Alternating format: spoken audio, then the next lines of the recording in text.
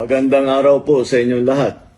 Kagaya ng aking nasabi nung nakaraang report ko, ay patuloy ang pagre-report ko sa taong bayan tungkol sa mga kaso at saka sa mga impormasyon na nakukuha natin tungkol sa mga flood control project na hindi maganda.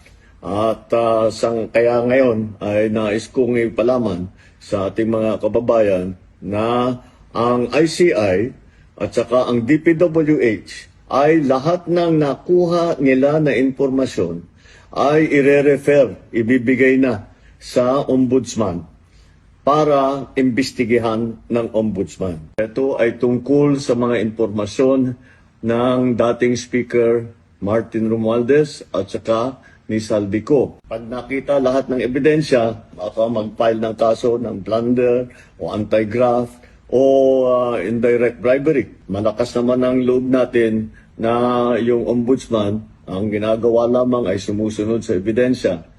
At kung saan tayo dinadala ng ebidensya, doon pupunta ang ating investigasyon. Maraming salamat po.